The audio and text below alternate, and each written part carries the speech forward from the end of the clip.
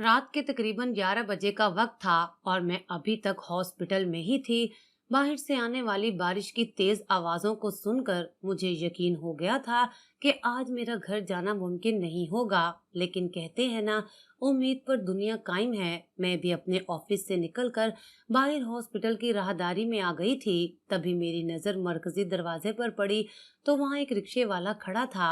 मैंने सोचा क्यों ना उसे जाकर कहूं कि मुझे मेरे घर तक छोड़ आए। लेकिन मैं क्या जानती थी कि उस रिक्शे वाले से बात करना मेरे लिए एक खौफनाक तजर्बा होगा। जैसे ही मैं अस्पताल की सीढ़ियां उतरकर नीचे पार्किंग तक पहुंची तो मुझे रिक्शे के अंदर का मंजर भी साफ दिखाई देने लगा। हल्की स्ट्रीट लाइट की रोशनी में मुझे वो वाजे दिखाई दे रहा था। उसके साथ एक उढेर उम्र औरत भी थी और साथ एक छोटी बच्ची भी। बच्ची को देखा तो उसके जिस्म से खून निकल रहा था। उसकी उम्र ज्यादा नहीं होगी, यही कोई 8-10 साल ही होगी। उसे देखकर मैं खौफ से कांप कर रह गई थी। मुझे जुनैरा याद आ गई, मेरी छोटी बेटी जो मुझे पूरी दुनिया में जान से भी ज्यादा अजीज थी। उस रिक्शे वाले ने जिस बच्ची को पकड़ रखा था वो भी मेरी जुनैरा की उम्र की ही थी। मैंने परेशानी से उसकी तरफ देखा। मेरा दिल अपने ख्यालों से निकल आया था। मुझे घर जाने की बजाय अब उस बच्चे की फिक्र होने लगी थी। मैं भागती हुई रिक्शे वाले के पास पहुंची और उससे पूछा, ये कौन है? तुम्हारी बेटी है?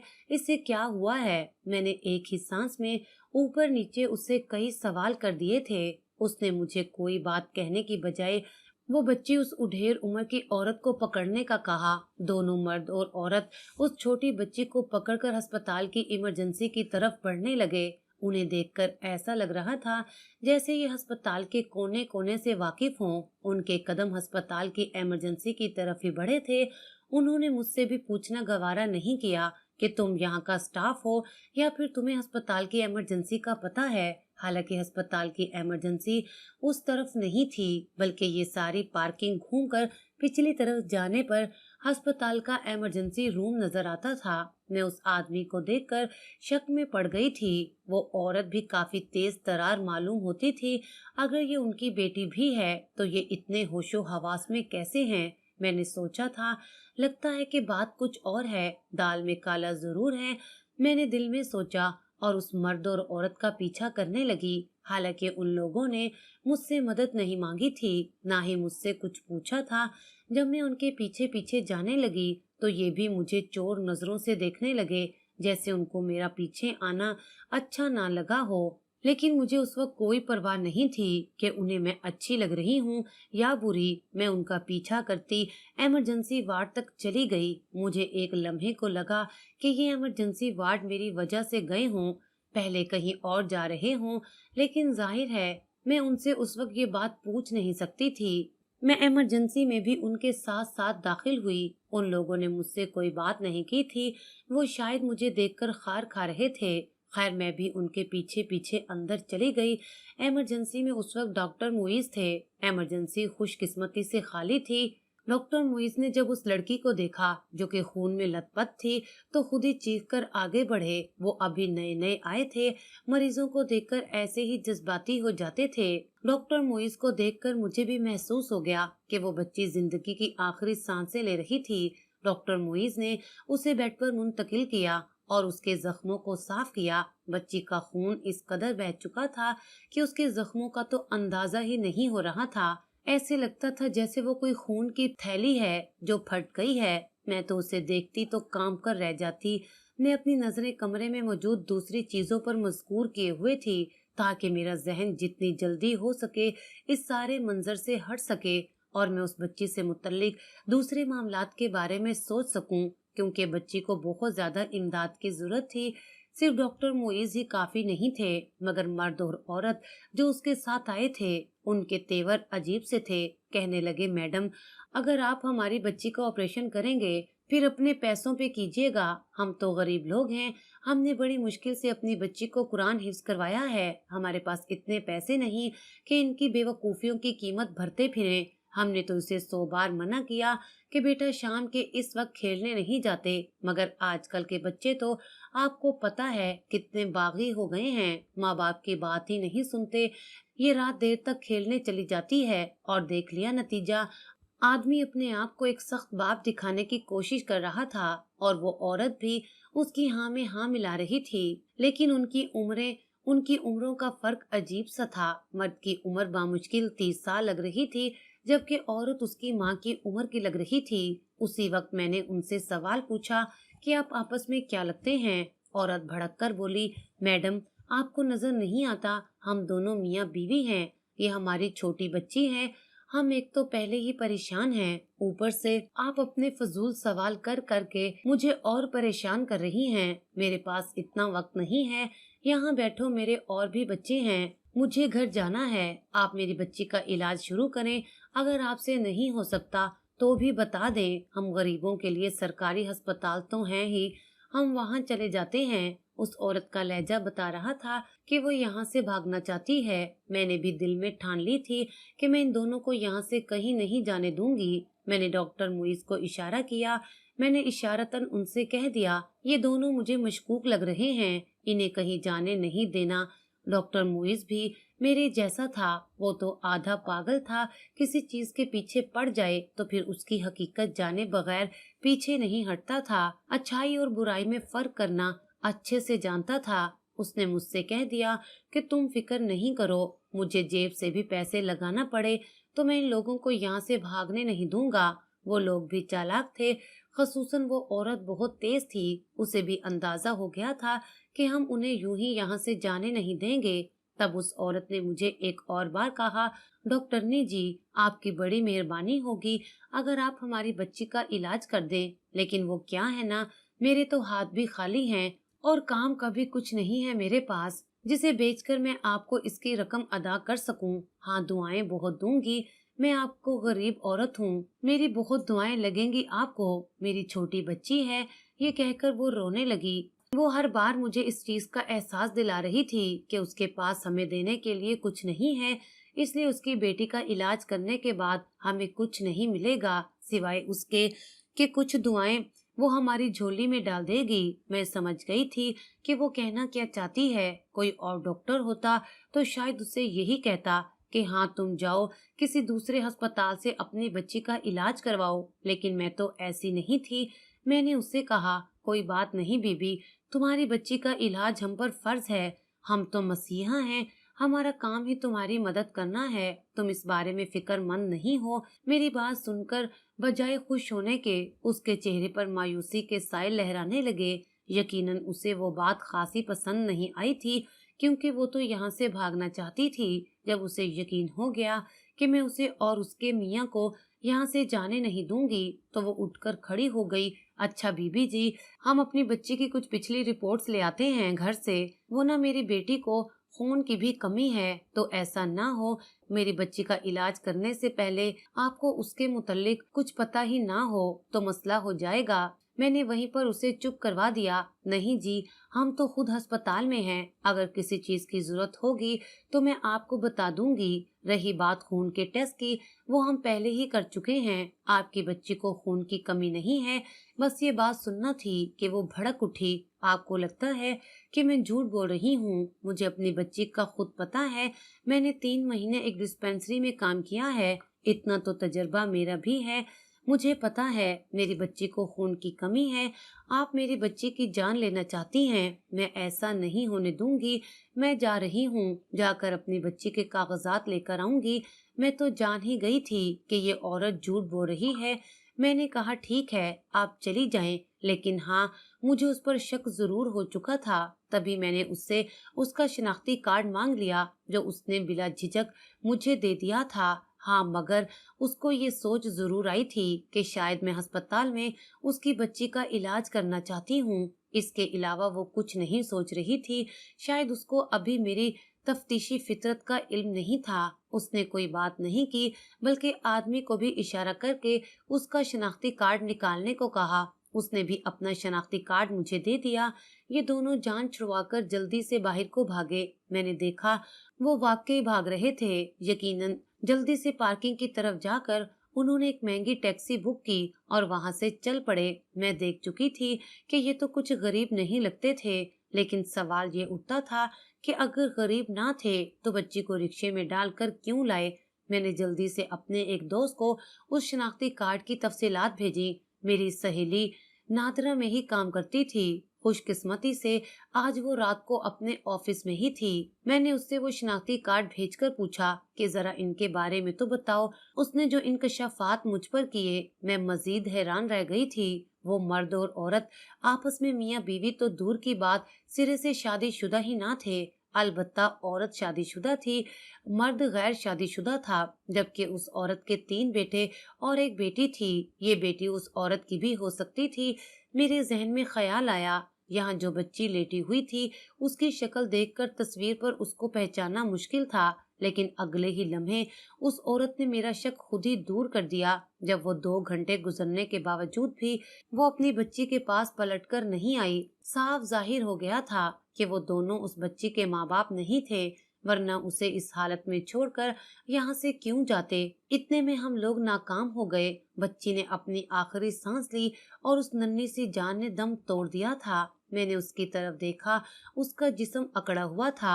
डॉक्टर मुइज ने तो उसे पट्टियों में बांध रखा था। मैंने उनकी तरफ इशारतन पूछा कि ये क्या है? अगर उसने ठीक नहीं होना तो आपने उसे पट्टियों में क्यों जकड़ रखा है? डॉक्टर मुइज किसी गहरी सोच में था। एक नजर मेरी तरफ देखकर बोला, तुम नहीं जानती कि हमें कितनी बड़ी हकीकत पता चलने वाली है। हकीकत ही नहीं, पूरी कहानी मालूम होने वाली है। बस तुम ऐसा करो, किसी तरह इस बच्ची के माँ बाप को ढूंढो। मुझे एक बार पता चल जाए कि वो लोग कौन हैं, उसके बाद मैं तुम्हें सारी बात बताऊंगा। डॉक्टर मुइज भी शायद उनसे काम करवाना जानता था। मैं तो मारे तजस्सुस के पागल हो रही थी। जानना चाहती थी कि उस बच्ची के माँ बाप कौन हैं, लेकिन मुझे डॉक्टर मुइज ने असल माँ बाप की बजाय उन मर्द और औरत को ढूंढने का कहा जो उस बच्ची को यहाँ तक लेकर आए थे। ये भी तो हो सकता है मुइज के उन दोनों का कोई कसूर ना हो। वो वैसे ही यहाँ से इसलिए गए होंगे कि उन्हें कोई और काम होगा, या वो डर रहे होंगे कि कहीं पुलिस उनसे तफ्तीश ना शुरू कर दे। बाज़ औक़ात ऐसा भी तो होता है ना, एक शख्स बेगुनाह होता है, पुलिस उसे खामखा ही धर लेती है अपनी फाइल भरने के लिए। मगर इन सारी बातों का कोई जवाब नहीं था। ये मैं और मुइज दोनों ही जानते थे कि वो लोग कसूरवार थे। डॉक्टर शुमाइला, दरअसल ये बात झूठी नहीं है, बच्चे का मामला है। मैं नहीं चाहता कि इसके साथ कुछ भी बुरा हुआ हो और वो मुजरिम पकड़े ना जाएं। अगर ये छोटी बच्ची ना होती, कोई मर्द होता, तो शायद मैं इतनी परवाह भी नहीं करता। आप जानती हैं कि आजकल छोटे बच्चों के साथ क्या क्या जराइम हो जाते हैं। मैं इस बात को भी नजरअंदाज नहीं कर सकता। आपको शायद ऐसा लगेगा कि मैं ज्यादा ही बोल रहा हूँ, मगर मुझे दुनिया की हर औरत की इज्जत अजीज है। मैं ये समझता हूँ कि सबकी इज्जतों की हिफाजत करना हमारा फर्ज है। डॉक्टर मुइज एक नए नुक्ते की तरफ मेरा जहन लेकर गया था। ये भी तो मुमकिन था कि ये बच्ची किसी दरिंदे के हाथ लग गई हो, उसने उसे रोन डाला हो। बहुत सारे सवाल मेरे जहन में आ रहे थे। अगर ऐसा था, फिर तो हमें किसी सूरत उन लोगों को नहीं बख्शना चाहिए। हादसाती चीजें अलग हैं, लेकिन अगर उन लोगों ने इस बच्ची का बुरा इस्तेमाल किया, उसे भी कमाई का जरिया समझा, फिर तो ये हमारे कहर से नहीं बच सकते। अगर पुलिस ने सजा नहीं दी तो हम खुद सजा देंगे, डॉक्टर मुइज ने कहा था। लेकिन इस सब के लिए हकीकत तक पहुंचना जरूरी है। खामखा हम कोई फैसला नहीं कर सकते। कानून अपने हाथ में भी नहीं लेना चाहिए ना शुमैला। डॉक्टर मुइज मुझे समझाने लगा। मेरे जहन में आया कि क्यों न उस बच्चे की माँ को बुलाया जाए। अगले ही लम्हे मुझ पर एक और इंकशाफ हुआ था। दरअसल उस बच्चे की माँ ही थी और वो उसकी असल और सकी माँ थी। मेरे तो जहन के अंदर जक्खड़ चलने लगे थे। ऐसा कैसे मुमकिन है? एक औरत अपनी बच्ची के साथ इतना बुरा नहीं कर सकती। मेरे जहन में बहुत सारी बातें आने लगी थीं, लेकिन अभी मेरे लिए सबसे ज्यादा जरूरी उस बच्ची का पोस्टमार्टम था। मैंने डॉक्टर मुइज से कह दिया कि हमें जो भी करना है बड़ा सोच समझकर करना है। मैंने डॉक्टर मुइज से कह दिया कि हमें जो भी करना पड़े सच तक पहुंचने के लिए, लेकिन उस बच्ची की मौत की वजह ढूंढनी जरूरी है। बच्ची की माँ भी अस्पताल में पहुंच चुकी थी। मैंने जब उसे ये खबर सुनाई कि तुम्हारी बच्ची इस दुनिया से चली गई, तो वो धाड़े मार मार कर रोने लगी। मुझे उसका रोना मगरमच्छ के आंसू जैसा लग रहा था। अब तुम अपना नाटक बंद करो और ये बताओ कि तुम्हारी बच्ची फौत कैसे हुई, उसके साथ क्या हादसा हुआ।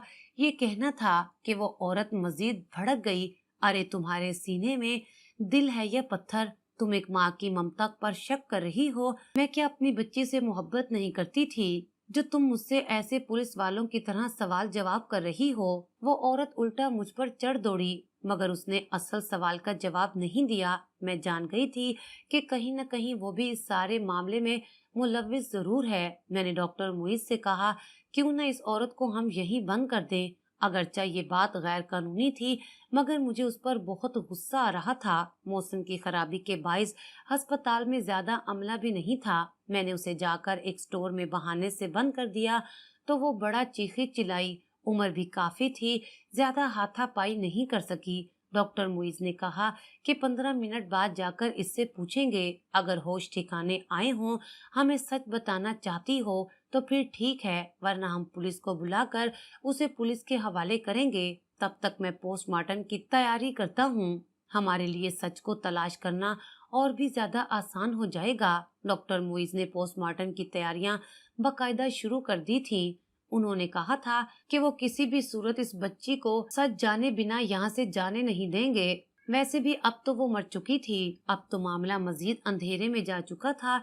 डॉक्टर मुइज ने मुझे 10 मिनट के बाद बताया कि तुम जाकर उस औरत के पास बैठो, ऐसा ना हो कि वो भाग जाए। मैं तकरीबन रात 3 बजे तक अस्पताल में ही बैठी रही। पोस्टमार्टम किया जा चुका था, रिपोर्ट भी आ चुकी थी, मगर जब मैंने रिपोर्ट सुनी तो मेरे कदमों तले से जमीन निकल गई थी। मैं सोच भी नहीं सकती थी कि कोई माँ इतनी भी संगदिल हो सकती है। लेकिन जो कुछ उस बच्ची के साथ हुआ था, जरूरी नहीं कि वो उसकी माँ ने ही किया हो। मैंने सोचा कि पहले इस औरत का इतराफी बयान सुनूं, फिर उससे पूछूं, उसे बताऊं कि उसकी बच्ची के साथ हुआ क्या है। अगर वो मानेगी और अपनी आमादगी जाहिर करेगी कि वो सच बोलेगी, तो फिर हम उसे यहाँ से जाने देंगे।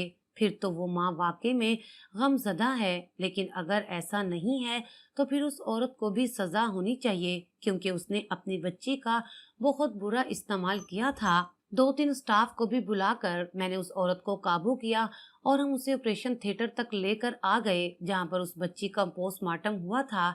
अपनी बच्ची को यूं देखकर उस औरत की भी चीखें निकल गईं। हमें कुछ कहने की जरूरत नहीं पड़ी, वो खुद ही बोलने लगी। शायद उसके जमीर की आवाज थी, हाय मैं लुट गई, मैं मर गई, मैंने अपनी बच्ची के साथ कितना बड़ा जुल्म कर दिया। वो औरत अब रोने लगी थी। डॉक्टर मुइज ने मुझे इशारे से चुप रहने का कहा। वो चाहते थे कि ये औरत अपना पूरा एतराफ़ जुर्म कर ले, उसके बाद हम देखेंगे कि वो सच बोलती है या झूठ। लेकिन अब तो वो सच ही बोलने जा रही थी। मैंने अपनी बच्ची को कुरान हिफ्ज करवाया, मैंने अपनी बच्ची के लिए कुर्बानियां दी, मगर मैं लालची निकली। मैं माँ होकर भी अपनी ममता इस पर निछावर नहीं कर सकी। मुझ जैसी बदबख्त माँ इस जमाने में कहीं ना होगी। वो औरत धाड़े मार मार कर रो दी। अब तो अपना सीना भी पीट रही थी।